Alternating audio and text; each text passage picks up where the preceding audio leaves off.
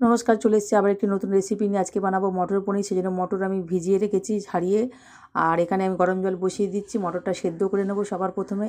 তারপরে এখানে পনিরটা আমি কেটে নিচ্ছি, চৌকো চৌকো করে পনিরটাকে কেটে নিয়ে আমি নুন মাখিয়ে রেখে দেবো। তোমরা চাইলে জলে ভিজিয়েও রাখতে পারো, ঠান্ডা জলে, ওতে সফট হয়, কিন্তু আমার পনিরটা সফট ছিল। টক দইটা ফেটিয়ে রাখছি, আর ওদিকে কাজু, চালমগজ আর পোস্তর একটা পেস্ট বানিয়ে রেখেছি, আদা বেটে রেখেছি, সব রেডি করা হয়ে গেছে। এবার আমি এক এক করে দেখাচ্ছি তোমাদের। দেখো, এখানে সর্ষের তেল আর ঘি দিলাম, দিয়ে আমি পনিরগুলোকে ভেজে নেব। তোমরা চাইলে সাদা তেলেও ভাজতে পারো, আমি সর্ষের তেলেই রান্নাটা করে দেখাচ্ছি। পনিরগুলো ভাজা হয়ে গেছে, তুলে নেব। ওই তেলের মধ্যে আর একটু তেল দেবো, আর দেবো এখানে সাদা জিরে, তেজপাতা, কাঁচা লঙ্কা আর একটু গরম মশলা থেঁতো। তোমরা চাইলে এখানে শুকনো লঙ্কাও দিতে পারো।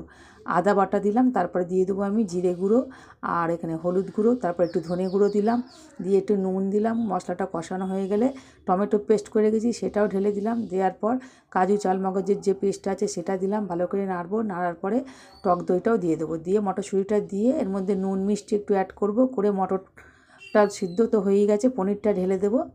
বাটি ধোয়া জলটা দিয়ে পনিরটা ঢেলে দিয়ে 5 মিনিট ফুটিয়ে নামিয়ে নিলেই হয়ে যাবে মটর পনির। এই যে ফুটছে, এর মধ্যে আমি একটু ক্যাপসিকাম দিয়ে দিলাম, দিয়ে এরপরে আমি পনির দিয়ে নামিয়ে নেব।